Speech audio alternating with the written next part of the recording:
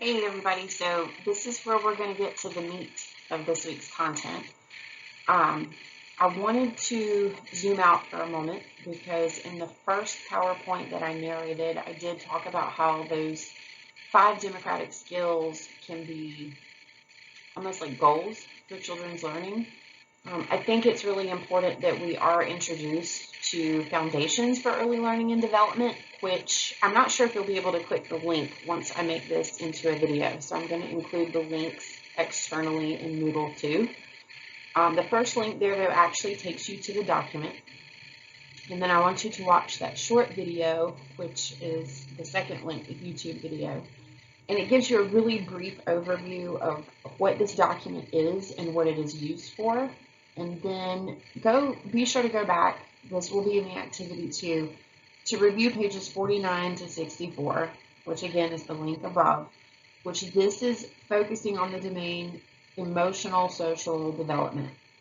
So what this is a document that's been created by researchers, experts, practitioners, teachers, families, and this is what North Carolina uses to kind of guide how we create lesson plans for children 0 to 5.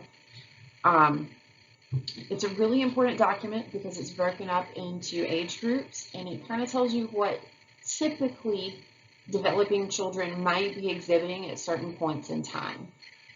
Again, this is a brushstroke of the tool. I just wanted you to be familiar with it and get your hands in it a little bit. And I also wanted to be clear that it can be used as a guide in your lesson planning, which I said, and it also gives you ideas after each section about appropriate activities and ways to teach these skills. It's kind of a framework, and it really talks about what we expect to see. It doesn't mean that this is a script or a prescription. It doesn't mean it's a checklist. This is not an assessment. It should not be used as a checklist of abilities, but rather as a guide for you to think about what other support strategies am I missing? Am I doing my work well to support children across all of these pieces? And it's also designed so that we can have consistency across programs, so that we know if you say that you are working in a 3-year-old classroom, we can kind of have a framework of what we are thinking you are using as a teacher in a 3-year-old classroom, 5-year-old classroom, what we do with infants, etc. I think it's really important too to think about how this can be used in our communication, not only with families, because oftentimes we either find families are very expectant of academic learning, or maybe we talk about learning through play, but we don't necessarily have language to really talk about what's happening there, which also helps with that clarifying of the myths of education. You'd find it very interesting to go look at cognitive development areas for your older preschoolers. I think some of us sometimes have expectations that might be too high. So this is a really good tool to use as you communicate with families. So when they say, what are we learning? Or why aren't they writing their name and they're 5 years old? It can kind of help you advocate for what children might need, but it can also help you advocate for having expectations that are more appropriate too. So with that being said, it's really important to know what appropriate expectations are before we think about challenging behavior. I want to bring us back. A few weeks ago, we looked at this model, and it is really a framework for thinking about how we approach behavior in young children. Again, it's not an intervention, it's not a curriculum, it's not how we should be working, but a model that represents all those different layers of what it takes for a young child to be well. And in this framework, kind of those layers of where does this behavior rest and how intense is it that we should be thinking about interventions or other treatments outside of what I am capable of doing working with this child and family. So again, I want to remind you the very base of this is an effective workforce. Systems and policies promote and sustain the use of evidence-based practices. Think about all that requires. That is everything from the teacher's education, experience, beliefs about young children. What do you believe about guidance? All of that falls right here. It's going to start impacting those next layers. So can you build a relationship that is responsive and nurturing, and what does that look like? And then what does the environment look like for all children? And that's when we start getting into, well, if we've got all these layers in place, here's kind of where we're taking the steps for more intensive situations. So when we think about challenging behavior, you first have to check yourself and think about, what are all the pieces that are going on here? Why am I calling this challenging? So if you have something that continues to surface, you really need to have documentation. Observe the child, have notes about what happened, even if it's, if you've got one child that's really challenging for you, keep sticky notes in your back pocket. Make little notes throughout the situations of, this happened on April 4th. Here's what I think was the trigger. Here's concrete information. And it can't just be, I want you to think too about when you're making observations. He got mad and threw a brick. Is it going to help us so much as I asked him repeatedly? I gave 3 reminders. I gave him options. He did this. Here's how we acted in this moment. Try to stick to some things that are as factual as possible so that we can get more information about all the things that are going on in that moment. You can have other people come in the classroom to observe or see the situation, see what their perspective is on this. And depending on the relationship with the family might be able to come during times that you feel are triggers for certain behaviors too, so that we can all start making sure that we're seeing the same things. I know a lot of times accessibility to the program is not able for all families to do that because of work and life schedules. So even getting permission to have a video on at that point in the day might be helpful, just to be able to keep families in the loop if they can't be there physically present. So how do you know? When is something challenging enough that it's more than just a challenging behavior? Now, again, I'm making the assumption that we are taking everything we've learned in the course and we have already done it. So if you have set up an environment where you are building genuine relationships, you're practicing these skills in advance, you're teaching children skills proactively before they need them in the heat of the moment, you're building relationships that are meaningful, you are setting up ways for children to have responsibility, feel good about themselves, self-esteem, practice all of these democratic life skills, and this is something that is still happening. A good way to think about this is like anything that we consider like life-changing. If this behavior is interfering with daily activities, and I don't mean that the child won't sit still and is interrupting your group time, that is interfering with your daily activity. The child did not choose what the schedule for the day looks like.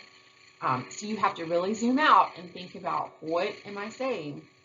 Is it interfering with daily activities, disruptive over time? Is it happening repeatedly? How often is this happening? And is it disruptive despite multiple strategies being used over time? So this is based on the assumption that you are using everything in your toolbox. You're bringing more adults in the classroom. You are following all of the guidance options that you've been given and you have in your toolbox. And this is something that is interrupting the child's life in such a way that they are not able to be well. Then we need to think about behavior support planning. So theoretically, we would pull together a team of people who know the child best. Who would that be? Well, teachers, administrators, and these are people that are close to the child and the child is close to. These are not people that you just pull out of thin air. Family members, are there other caregivers? Are there people that spend a lot of amount of time with this child? We try to get them together. We may have to be creative in how we arrange those times to meet. But we start trying to identify the patterns or the messages behind the behavior. Because remember, all behavior is a message. I'm not hitting you because I truly want to hurt you. Most likely, when I'm 3, I'm hitting because there's something else there and I don't know how to deal with it yet. So once we identify or think we have some patterns or messages that are going on, we start coming up with some strategic planning, and it's shared by all caregivers to have consistency across settings. And they need to be relevant for culture and least restrictive, and also allow the child to be included in daily life in all settings to the most extent possible. So that doesn't mean, well, cleanup is a trigger, so I'm going to get him involved in another activity before it's time to clean up, and then he doesn't have to deal with the issue, and it makes my life easier. There's a continuum, right, of when these things happen, and if we are removing a child from facing the triggers, we're definitely not coaching them through the skills that they need to cope and be well, because if you are not emotionally well, you will not gain academic learning, not in a classroom setting. So when we think about this, there's tons of things that could be impacting how a child shows up. Everything from how the child is connected to you as the adult, to how children are treating the child, how the child treats others and the reactions they receive, where the family is going, what input they're receiving and experiences outside of the classroom. Is there trauma? Is there mental health? Is there physical illness? Are there medications involved? Families could be giving children medications that you may not know about as the teacher, that the administrator may have learned about because of some lack of communication. There's a lot of things here that could impact how a child shows up, just like you as a human being. Who's in the home, transitions, what things are you doing as a teacher that you might need to shift in order to better allow this child to be the best person they can be in a room. So when we think about that, when we think about these teams, this is just kind of a layout of where this could eventually go. So if you're in a center-based setting, obviously your administrator would need to be involved, but the family, teachers that work with the child, behavior specialists might need to be involved in the situation. So for us in Greensboro, for 0 to 5 settings, we do have things like Bringing Out the Best, which is one of the agencies on your community organizations list. They do go in these situations and observe and help coach and work with teachers, families, staff through whatever this child is going through. There may be outside therapists or intervention that needs to be called in to be on the team as well. So a great way to start, if this is getting to that place higher up on the pyramid, the ABC method. So antecedent, behavior, and consequence. Antecedent is first, right? So what is the trigger? What happened before this behavior? The behavior is the thing. What is it that is becoming challenging? After thinking through, is the challenge for me? Is it for the child? Where does this challenge rest? And the consequence. What are we doing? What have we tried? And how has that worked to this point in time? Thinking about how are peers being involved in this. So if it's something that continues to happen and other children are getting involved or reacting or saying things, think about when we talk about the democratic classrooms, where we have empathy for each other, where we coach each other to be well. How do other children treat this child, and is that impacting or making the situation worse? How does this behavior impact them to be able to function holistically? And does this have any relationship to culture? And culture being, I don't want to water that down and just blanket term thread that out, but culture in the sense of how does this child's way of being exist in the home? How does it exist with extended family? And how does that show up in how they act in the classroom too? Are your expectations allowing flexibility for all to be who they are? Or are your expectations more rigid and this child may have more difficulty meeting those expectations? And lastly, what is encouraging or discouraging the behavior? These are all things that you need to be thinking about as you're collecting information, notes, and observations. Then together you would create a plan. Thinking about all the tools in our toolbox, the strategies are going to be based on the function of the behavior. So after talking this through, learning more about the context of the home, other things that might be happening, thinking about that whole big list that was just on the previous slide, we're going to come up with some strategies that are based on the function of the behavior. So if I'm kicking because I don't have the tools I need as a 3-year-old in my toolbox when someone reaches for a toy. That's the function of the behavior. We've got to backtrack and design our strategies based on what it is the child needs to be able to do that they are not able to do. So they're resorting to other methods. Prevention strategies need to address 2 areas, which are setting events and antecedents. So thinking about those triggers, thinking about what is it in the environment that is at play, the skills that you're going to teach to replace that behavior. So they need to meet the needs of whatever it is that child is trying to do.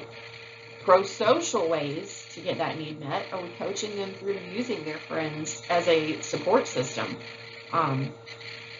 And then the communication skills and self-help skills and social skills that they need to be able to do that. This could be very explicit. This could be practicing coaching a specific situation with a child over and over again to give them strategies to try out. And then the response plan, which is what you do when you can't prevent it from happening, how to minimize it, and everybody needs to know their role.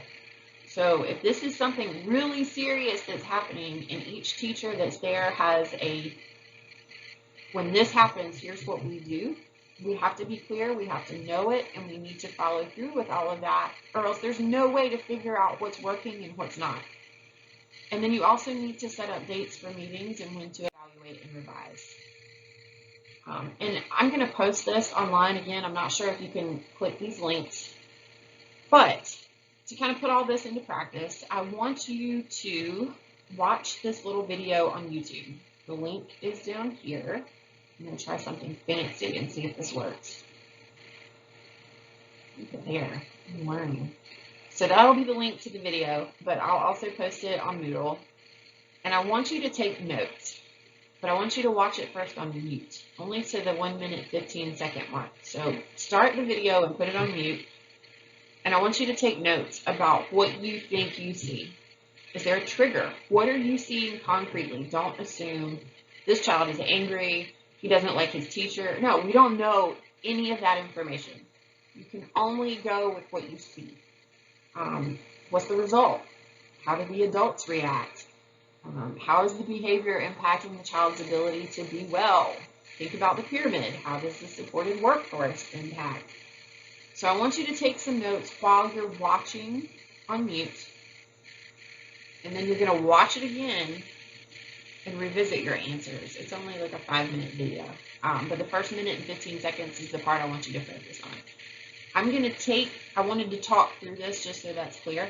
I'm going to take this entire slide and put it inside of our activity for this week so that it's all there and laid out. So you don't need to be scribbling all of this down. And for now, that's it. I'm going to have an activity that kind of gets us to summarize and think through some of these points. So take a look at that and then be in touch with me if you have questions. I miss you all.